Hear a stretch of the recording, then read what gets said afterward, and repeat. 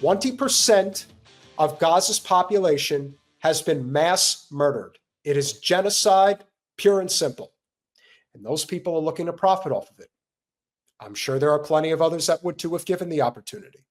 So like I said, our job is to sever that relationship from ear to ear.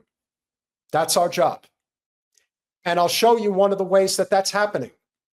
Now, I don't know who this dickwad is that's Hillel fooled, just another loudmouth shitbag that's over in Israel that doesn't like being called out. So here's what the moron had to say. So get this, a nice Jewish woman named Shana Shabbat. I question whether that's really her name, honestly. It just sounds like a joke. Sounds like it's a setup for a joke. She asked for more information about their tours for filling out a form of Paradise Tours website. Now, I don't know if any of you guys know what Paradise Tours is. You can fill me in. I'm always curious to learn about these types of, whether it's an amusement park or baking a cake, all those wonderful things that we see all the time where people have an opinion about whether they should be supported or not. You get the idea. She asked for more information. They replied to her email with the subject, "No thanks." And the body of the email included 2 words, "Free Palestine." When they were contacted to inquire about their anti-Semitic response, again, does anybody actually take the words "Free Palestine" as anti-Semitic at this point? I mean, listen, I don't know if anybody ever really did. I know that they worked really, really hard to convince people that saying "from the river to the sea" was anti-Semitic. But is there really anybody out there that buys into this bullshit? That if you somehow say "Free Palestine," that now all of a sudden that's anti-Semitic? I don't know about you, but I'm not buying it. I think it's a load of bullshit. Don't we all feel that way? I hope so. No, I do. A man named John from their team replied, "Yes, not interested to host so-called Israelis. Is there a problem with that?" Hey, I like the cut of his jib. I agree. I wouldn't serve Israelis. Not for anything. I'd kick them the fuck out. They're not welcome here.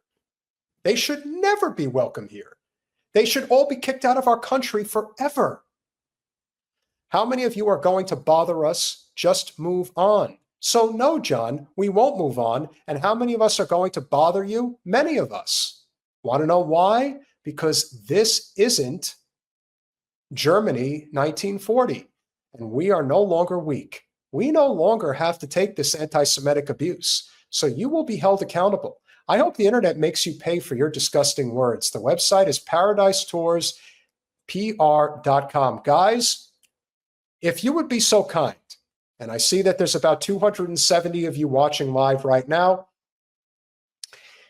if you would be so kind as to go to ParadiseToursPR.com and leave a nice comment about how happy you are that they don't support genocide and that supporting their company is a good idea, that you probably would want to do business with people that actually have a human heart and soul.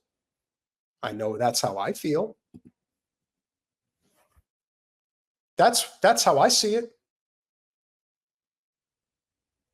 And that's the problem with these Zios.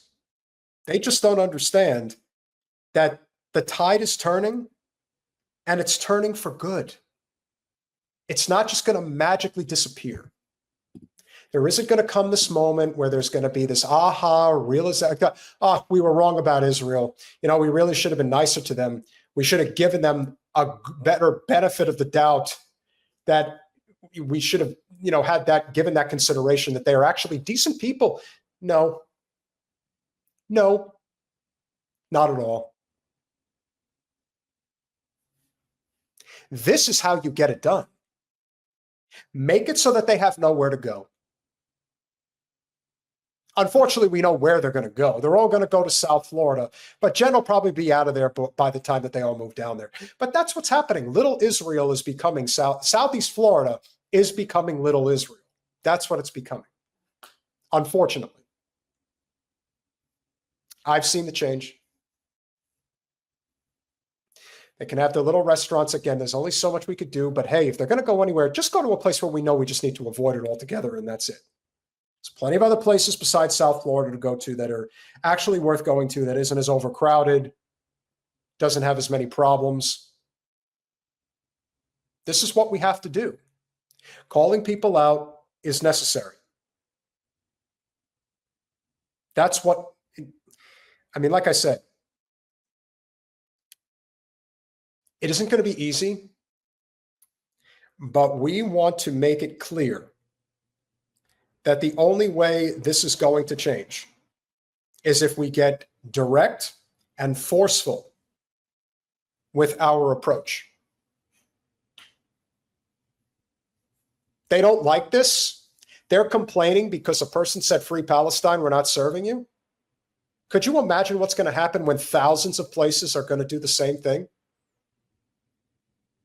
That ideology is going to die, and here's an example why. Colin?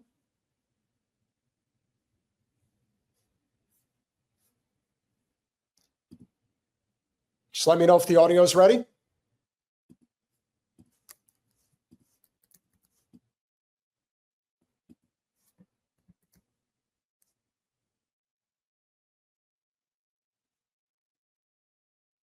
Good.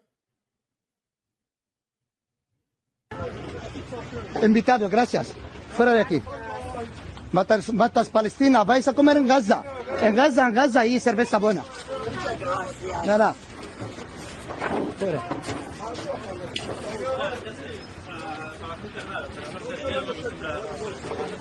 Hijos de puta, matan gente, vienen a hacer vacaciones. Fuera de aquí. ¿Qué justo zapato? ¡Viva no! ¡Viva Palestina! ¡Libre! ¡Viva Palestina! ¡Libre! ¡Libre! ¡Libre! ¡Labbaik ya Nasrallah! ¡Labbaik ya Nasrallah! ¡Fuera! ¡Fuera! ¡Fuera de aquí! Llévalo, llévalo. Pago yo. Pago por ti. Nosotros pagamos por vosotros. Por vivir en nuestra tierra. ¡Fuera de aquí! Israelí. No. Sionista, fuera de aquí. Joder. La que servía a vosotros, hijos de puta. Perdón, señor. So what he was saying in Spanish was, we don't serve Zionist putas like you here in this place. Good for him. And good for any other establishment who does the right thing. That's how you have to treat them. Zero tolerance. They have zero tolerance for the lives of the Palestinian people. We have zero tolerance for them, their business, or anything. Ever again. That's the way it should be. Period.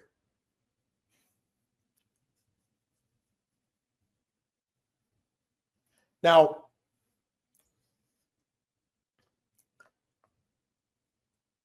the Epstein story is going to continue. And it'll be interesting to see how it unfolds when it's all said and done.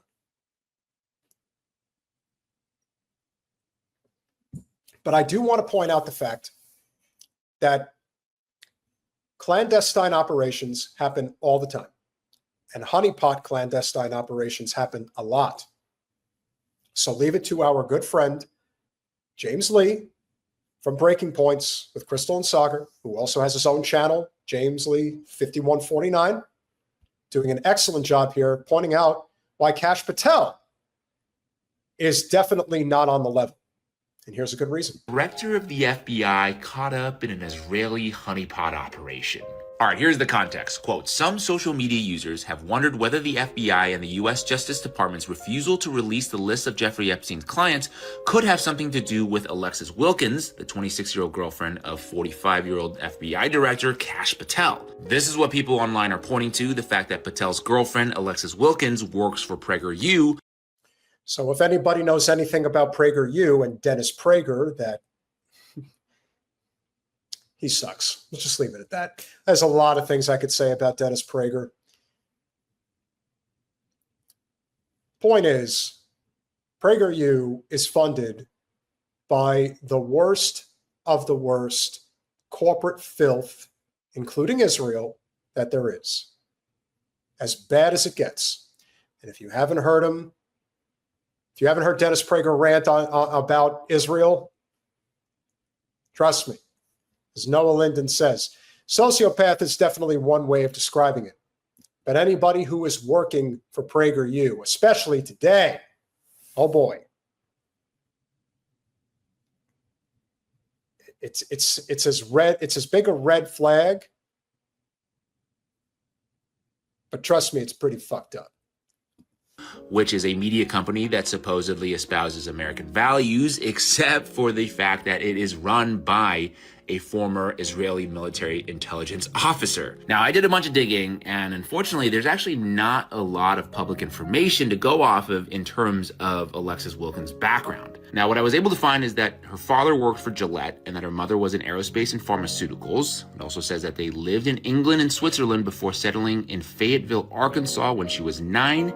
It also says that she attended College du Le Monde International School in Switzerland. Now, interestingly, ChatGPT is calling this a strange biographical gap in that she has no visible friend network or public high school college cohort interviews, which they say is unusual for a public figure in entertainment, and that if a Mossad asset were inserted early in life, these gaps would be precisely where you'd hide alternate history or handler training. Dr. Simon Goddick says that Alexis Wilkins is nearly 20 years younger than Kash and also works for an NGO that's basically Israeli intelligence, that's PragerU that he's referring to, and he says, seriously, why would an attractive young woman date a not-so-attractive Indian American? Classic HoneyPot. Look, I'm not going to get into the merits of whether or not you think that the girl in question is attractive or whether you think Kash Patel is unattractive. The one thing I can say with absolute certainty is that do I think that there is major infiltration by the Israel lobby through honeypot initiatives on the most susceptible type of politicos? Absolutely. And it isn't just Israel. I mean, this happens all the time. Men are very susceptible to this type of behavior, unfortunately. Now, imagine you're somebody like Kash Patel. Well, I'm not going to say he's an ugly guy, but when a woman that looks like her, that's in her mid-20s and you're in your mid-40s, and she's all over you, hey, you're a single guy, naturally you're probably going to dig that type of behavior. But then you ask yourself, well, what's the motivation? Could it just be true love? Hey, I'm not one to judge, but when you look under the hood of the car, things don't add up. What's she up to? What's her goal? Maybe the goal is to protect Israel's clandestine operations by making sure that the information about who's on the Epstein list never comes out. That could just be one of many reasons. But you never know. All I can tell you is that Epstein list, this is what I love about the political right, especially the populist libertarian right. They are never going to let up on this. You see, unlike the political left, who typically just gives up when they don't get what they want, fighting for single-payer healthcare, for example, they'll fight, but not the way that they really need to. The banding together and in the face of Trump, of their dear leader, as so many stuffy liberals like to claim that there isn't an independent thinker in the MAGA movement, and yet this could sink a substantial portion of MAGA altogether. It's just obvious. As we said, the whole concept of Israel, that's never getting put back in the box ever again. It's just a question of when the American people collectively say, we've had enough. And this is just another example of how we get closer to just that. I mean, I don't know. Who are we to really judge what people are attracted to and not attracted to? Anyway, I'm not sure what's true or what's not true, but evidently these are, quote, classic elements used in honeypot operations: soft power, ideological alignment, and sexual emotional entanglement. Let me know what you think. I think anything's possible. That's what I think. We're never going to forget Fang Fang.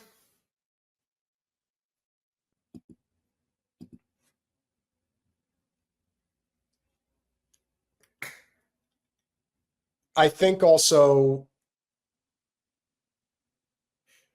part of the unraveling of the Israel-US relationship stems from the fact that so many of the kind of shadow behaviors that had been able to be successful for so very long are no longer working for them.